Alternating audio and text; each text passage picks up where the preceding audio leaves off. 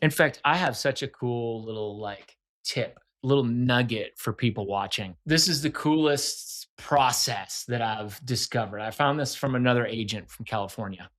If you're in a career that you can't stand, in a job that you hate, and you're thinking there's got to be something better, you're going to want to watch this show today. Today, I've got a very special guest, Matt Bogosian, who started out in the corporate world, actually in the paint industry. And he's going to talk all about how in 2017, he segued to the real estate industry and is absolutely crushing it here today. And 95% of his business comes from YouTube videos.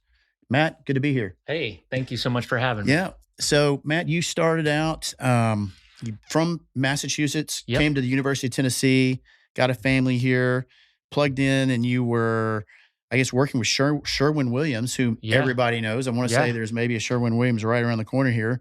And talk about where you were, man. Like Yeah. you were in a spot where you just wanted something to change and didn't really have a plan B. You kind of put Yeah. yourself in that position, right? Yeah. Like, I guess, like, I remember growing up, everyone was like, "You're going to be in sales, Matt," which I knew that was like, "Hey, you're not smart as far as book smarts." And I'm like, "Okay, I Thanks get for it." that. Yeah. I'm like, I know what you're saying. So anyways, I got into college and it was like, got to just get a job and work for someone. And that's what you do. So I got my job with Sherwin Williams. And I did that for like 5 years. And then I moved to Pella Windows and did some sales with Pella Windows. And then I moved to this big company doing commercial roofing sales.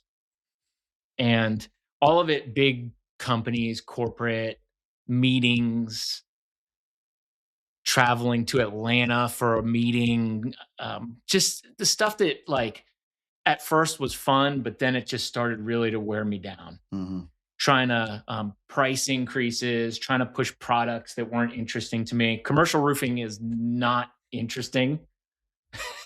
You're like, hey, I have this white PVC material. It's so awesome, but it's only $500,000. You want to put it on your roof, and people are like, yeah, no way. Yeah. So fast forward to 2017, I was so miserable. I hated it. I was calling on architects. Me calling on architects is like we were completely opposite people. So I was like not working.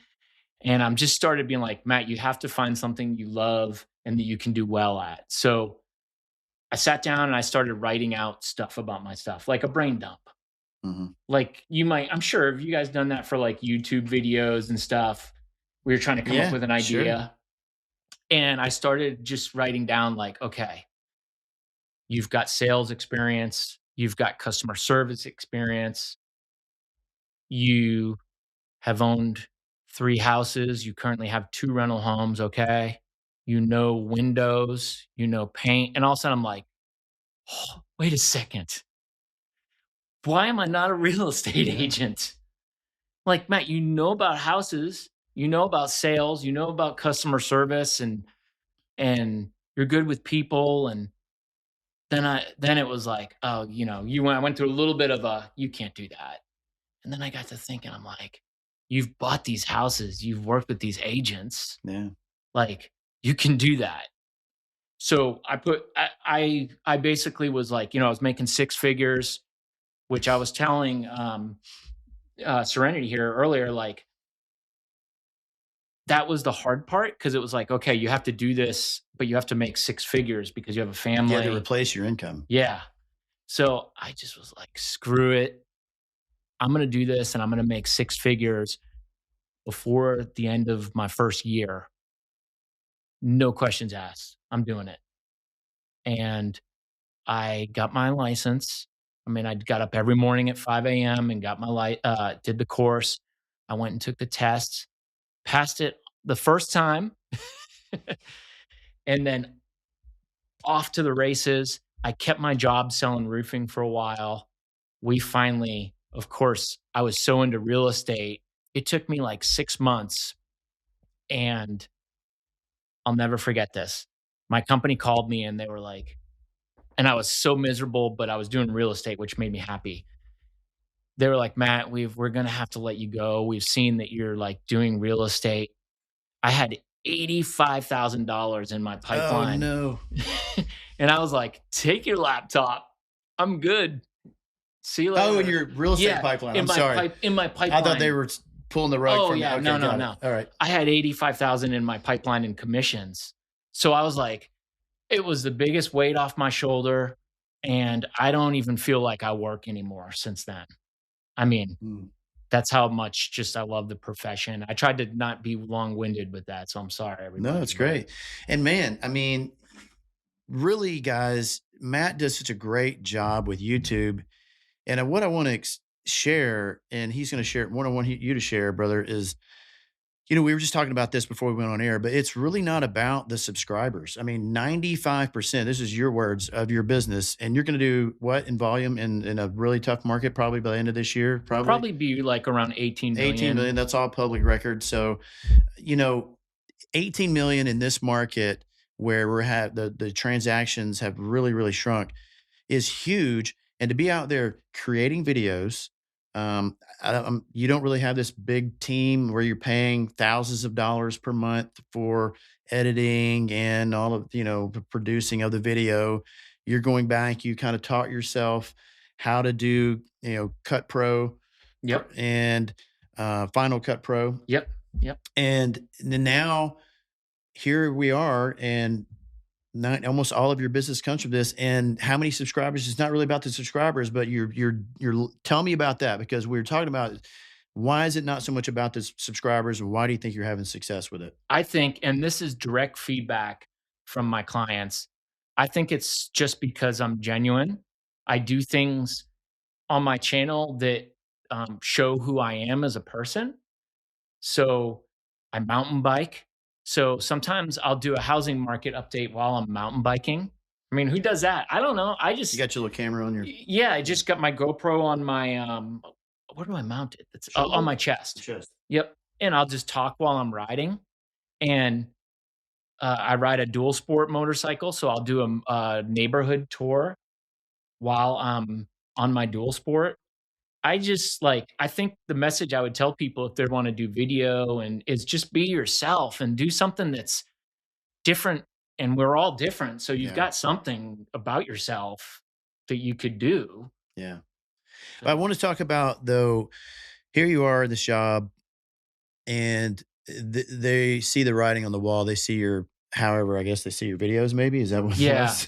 Yeah. I mean, you're still showing up to work. I mean, obviously, yeah. You're not that kind of a guy that was like moonlighting them or not showing up to work. Right. Maybe it is moonlighting. Maybe that's what it's called. But anyway, you were doing you were satisfying your obligations. But then all of a sudden now you've built up this pipeline. But what was it like before building up the pipeline? Talk about that a little bit. Like before, what was it like when you said, "Hey, I can do this, I think," but you don't have any business coming in? Right. I remember that.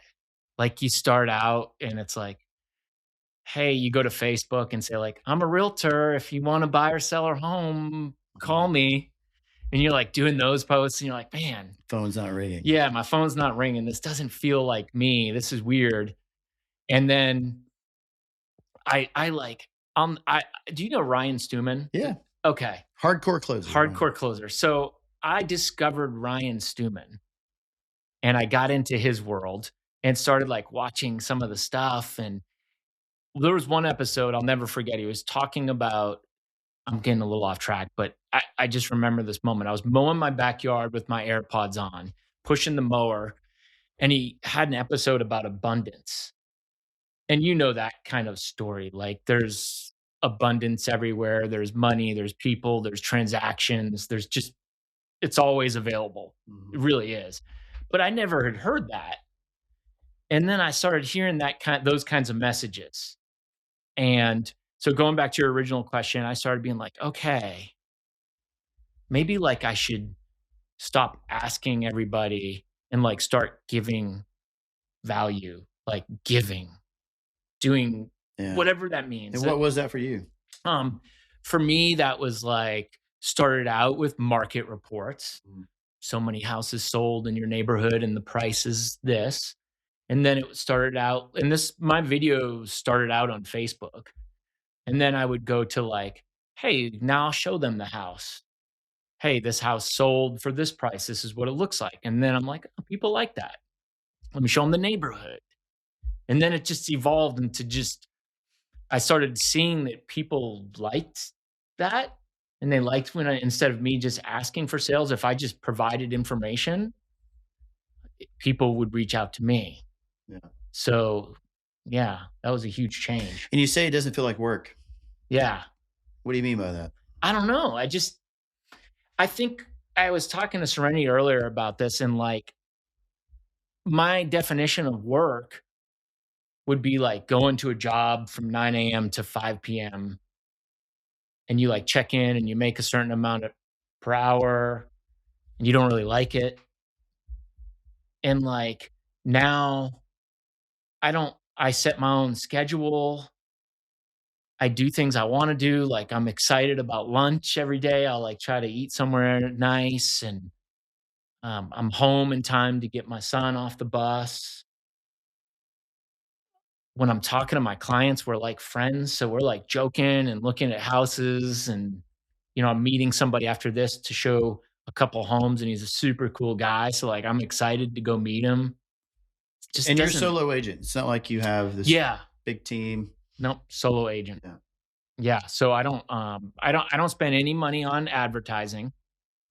I do spend a lot of money on like courses, mastermind, yeah. self-improvement Mhm. type stuff. I think that's like pretty important for me. It's a really good investment, right? Yeah. And I think any of us can do that. I mean, I know I've put a lot of money into myself and self-improvement in the last 2 years, and I've watched your trajectory as well. And it's just we're in a different age. I mean, where people get most of their information online. I mean, they're using their phone, and it seems as if you've cracked the code. Um, for this YouTube thing, you've created a whole career around it. It's Yeah. pretty impressive. Yeah. And you enjoy the still- videos, clearly. I love it. I'm so bad at it. Yeah, you're great. I was telling them like I've messed up my audio all the time. That's part of it. I'll never forget I had a Canon camera and I was trying to get two of us like an interview like this, but we were different distances apart. So one person would be in focus and the other wasn't. I mean, like I didn't have cameras or anything like that, like growing up. I wasn't into photography or art. So maybe that's it. Me neither. Yeah, I just like the challenge. Yeah. Yeah. So So talk to me about, how are people succeeding right now in this market for your clients? Like, what are they doing? Because it's new. It's a new territory. A lot of the complaint is about interest rates. There's definitely ways to combat that. What are you saying to clients as we're moving into this, winter time, whether they're buyers or sellers? Tell me what you're doing to see and to talk to your clients and advise them. so my main message would first be like, look, I'm not going to tell you if it's the right time to buy or sell. Like you need to know that as an individual. If you can afford it and like you're in a situation where you want to move, you don't like your space or you're changing jobs to a different area, like if it's right for you for whatever your scenario is, then that's good. Like we can explore it. I do think there's some opportunities right now. Like there's some certain types of loans that people can get and get, buy down the rate. Prices, I'm seeing a lot of price drops. Yeah. I'm seeing a lot of the sellers pay for the buy downs. Yeah. Like I think, and I'm not good with the math on this, but like let's say last year or 2 years ago, a home was $800,000, but to get it, you had to spend $850. Mm. So you had to do 50 grand cash over. Well, now like that same home might be 750 and you could get the rate buy down covered as well. So I almost feel like you might be able to make out better. Yeah. But like I said, I haven't done a spreadsheet on this or anything, but so I think there's opportunity. I think there's definitely opportunity. I mean, that's what we're seeing, with prices softening, you're getting more sellers that are offering to pay for interest rate buy down, which is what you talked about, which is, guys, again, that's where we talk about on my channels, on socials, that you're having the seller pay for, or the builder pay to buy the interest rate down. So that's what the buy down means. And so oftentimes it's better to utilize the funds instead of asking for a price reduction. Instead, use the funds and go in higher on your price, but then ask them to pay to buy the rate down. And so they may pay $20,000, and that may equate to lowering your payment $500.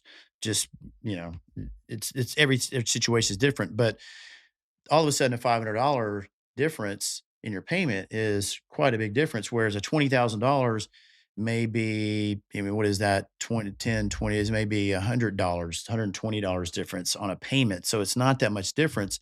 But if you can get the rate way down on a $700,000 loan, and maybe you get a point or 2 points off of the rate, now all of a sudden your payments maybe $500, $600 less. And that's a bigger impact for a buyer, right? And another thing too, the lack of buyer competition out there right Yeah. now, you can actually like go out, look at homes for a week, I mean, or longer. Yeah. And like, if you decide the first one you looked at was, You can go back you to can it. go back and it's Yeah. there.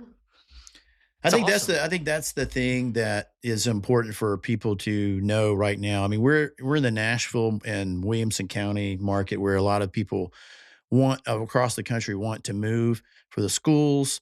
Williamson County being Franklin, Brentwood, Thompson Station, Fairview. Am I leaving anything out? I think that's pretty much covers it. But what people are doing is they're realizing that, you know, the pie has shrunk, and so but there's also people are sitting on the sidelines. There's a lot of buyers that have just kind of taken the time out, push pause, and they're decided, hey, we're not going to buy right now. And especially as they move into winter, well, now you can actually negotiate a better price, which helps to mitigate what maybe you're paying in the payment. It's not going to make it all up. We're not going to go back to you're going to make it up to where it's comparable to a 4% rate or 3% rate or whatever. But the thing is, you cannot renegotiate the price, but Yeah. you can renegotiate the rate later Yeah. if rates come down, obviously. And every economist out there says that rates will come down at some point. When is that? Is it 24? Is it 25? At some point, but at some point, there's going to be a bit of a refi boom where people are going to go in and say, we're going to renegotiate the rate. They're going to renegotiate essentially then how the payback is of the loan, how Yeah. much they're planning, how much they're actually going to have to pay for the loan. And so that's huge. I think that gets lost sometimes. It's just up to us to explain it, right? Yeah. And I think too, like there is so much pent up Demand. seller and buyer demand Yeah. right now. Like I got into this business, like no one wanted to talk about roofing Yeah. or buy roofing. It's like, oh, I have to buy this roof. It's like they want to like push off buying a roof for as long as possible. Hmm. Everybody loves to move and buy homes and sell homes. Even my friends that are like, Matt, I'm curious about the value, but we're never going to move. They always call because they're going to move. Like Mm. everybody eventually has a scenario. So the longer we're in this period where people are holding off, if there is like, if like next spring rates come down to 7.25 from 8 or Hmm. 6.9, Hmm. oh my gosh, you can kiss the deals, the concessions, all of that goodbye, and there's going to be just like a flurry, in my opinion. Yeah. Well, rates come down, prices go up. Yeah. And that's just because sellers are able to, there's more people entering into the market excited about the lower rates. Hey, we were waiting. Now it's time. Let's go take advantage of it. Well, everyone else is thinking the same thing, right? And so now sellers can be more choosy. They're not going to, they're going to have more offers on their home. So instead of one or two offers, now they have five. And, or they're not getting any offers. Now they have three, and they're able to be more selective, more choosy, and not lower the price. And it's going to stabilize and even elevate the prices more. And I think that's what it's kind of hard to explain sometimes, or to get that point across, because and at the end of the day, you have to be able to afford the payment. I mean, that's the idea. I was And just so, about to say you have that. to be able to afford the payment. But if you can, and it may just be that you have to, slide down what you thought you wanted to buy. Maybe this is, you're going to by 80% of that, or Mhm. 90% of that, of what the price was you're going to be. If you were in a $500,000 purchase price, now you're going to be maybe 450 or something like Right. that. So, or whatever it may be. So that's I think what's the struggle right now is that a lot of people are frozen. There's just a lot of a lack of information, and I think it's hard for people to sort of know what to do. Don't you think? Yeah, yeah, it is, and I, like, understand that. That's why I would never make a blanket statement Hmm. about what that people should buy right now Right. or they shouldn't because Every situation is it's different. different. And Yeah. look, what if if I had to buy my same home at today's rates, I'd go, "Oh, I don't wanna pay that payment," right? Mm. So, I do get it, but I also do understand that there's opportunity, Yeah. and if someone is in a position where they need to move or would like to, there is ways around it, and you could get a decent deal. Right. Right. What are you seeing people? I mean, there's a lot of stress right now, anxiety, people in the marketplace that are, especially buyers, maybe even sellers. I mean, they need to move and they're concerned that they're not going to get what they thought they were from the house. But how are you seeing that play out, with your clientele? Yeah, I mean, I've got a scenario, similar to that now, and we're trying to sell, and it is tough on them, It's like emotional. yeah, yeah, I mean, I've got a listing right now that is below market value, and it's a good house, so it's gonna sell. We've had a lot of picked up activity, but, it was tough because they started at one level where we knew it should be, and it's just kinda slowly gone down, down just to be able to get enough people in the door. Mhm. It's been tough, but also they paid a lot less.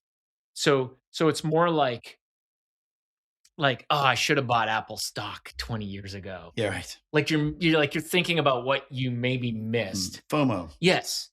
Yes. So, like, I think once fear of missing out. I think once buyers and sellers or sellers get over that, get over the, "I coulda gotten 900, now I'm only getting 800." Once that starts to kinda be a thing of the past, they'll start letting loose a little bit. Mhm. Right now, I think a lot of sellers are like, "Well, dang, I coulda got Right. 50, 100 more if I sold it last year." So they feel like if they sell, they're losing that money. Mhm.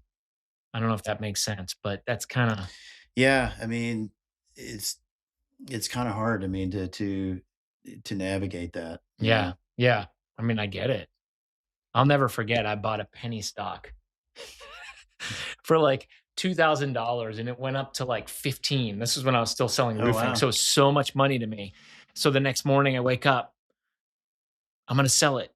The thing tanks to, like, nothing Oh that wow. morning, Oh my and it gosh. was, like, all I could think about. It's still I can't it hurts to think about that money that I lost. Yeah.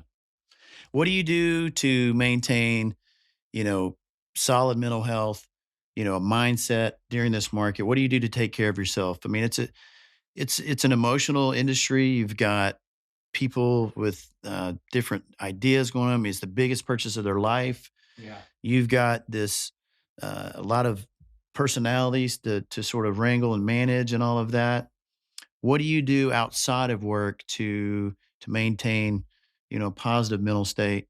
So, I mean, of course, exercise is Mhm. important. I work out, I mountain bike, and just ever since that Ryan Stewman days, I'm always reading, listening, or watching to like something to do with mindset. Right. I mean, Ed Milet, Yeah, love Ed. yeah. I mean, Got to meet him last year, it was great. yeah. I remember you had Mhm. said that. Like, oh my gosh, there's some Ed Milet episodes. If you're feeling down, like, you just go in there and find a few, and you listen to that, and you will walk out. You'll leave that podcast and be like ready to just take on the world. Yeah. So stuff like I realize that my brain is going to constantly try to keep reverting back to negative and like whatever, like things are bad, things are Mm. bad. Like it's like I'm fascinated that my brain just keeps wanting to do that in humans, right? Yeah. You see it like on the news.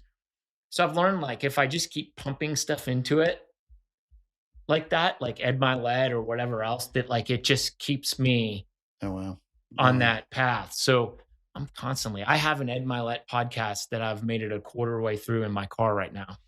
Mm. Cause I just, What I hear you saying is that it's a conscious effort because the big human time. nature is to revert back to, at least in most of us, to the negative side, Yeah. and think about what's the bad that could happen. Yeah. And so it's a conscious effort, is it not? Big It's time. a Like, conscious effort it's like, to oh, exercise. It's a conscious effort to put in.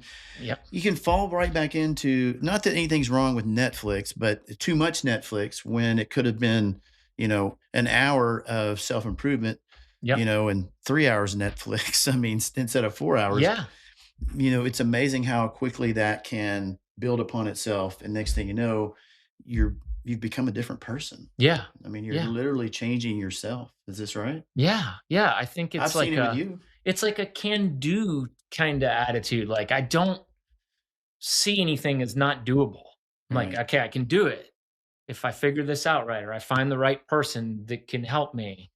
But it is, even after all this stuff that I watch, the masterminds, the books, I'll wake up some mornings and I am like, "Ugh, interest rates are up.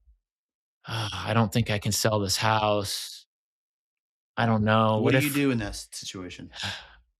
uh, What's your go-to, or what do you do? like, it's conscious, like, okay, Matt, that's BS.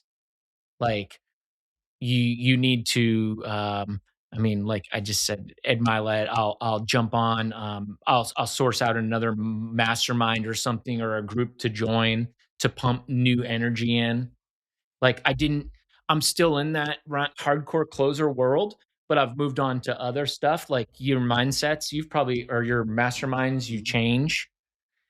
I try to get outside, like, That's a huge one. huge, like, go, just, there's some days if you're sitting in your office and you're like, I don't have any business and I'm down, like, just go look at some model homes. Yeah.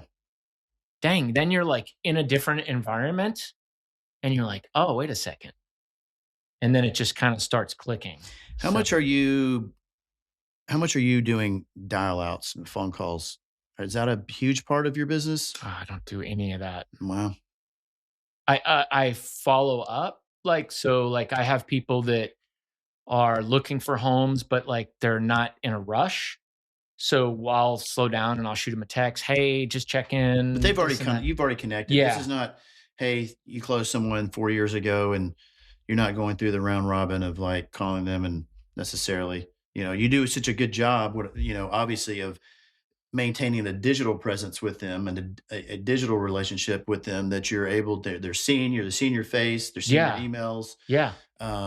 What I hear you saying is that you're not necessarily, because there's different ways to do things. And some Yeah. some agents would say, you need to be banging the phones, but clearly it's working for you. I mean, Yeah. I and don't what have I hear to. you saying is you're out there, and I like that so much because I think my business is more that way. Where you try to cast, a net and cast your presence and then attract, And then right? attract. Yeah. In fact, I have such a cool little like tip, little nugget for people watching. Cause I think this is the coolest, like, this is the coolest process that I've discovered. I found this from another agent from California.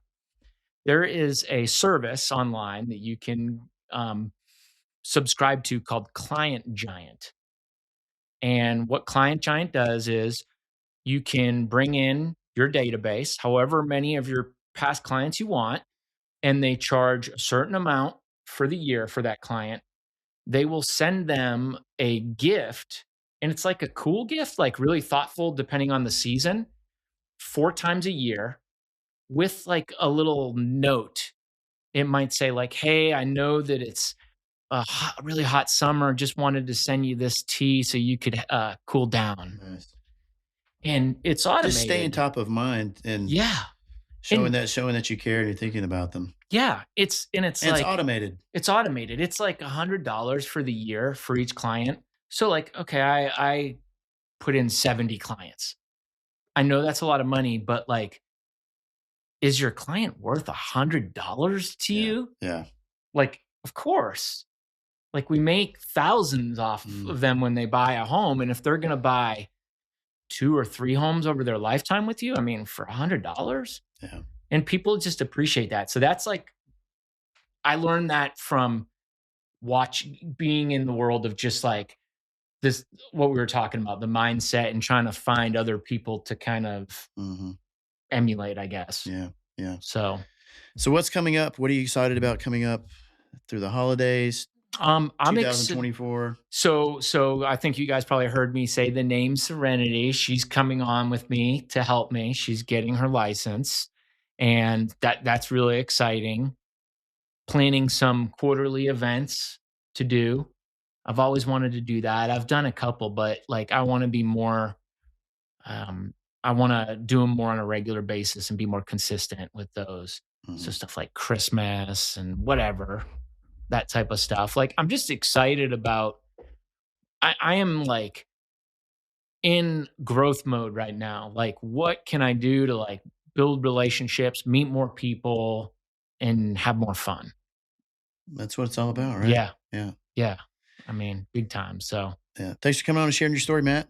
thank you.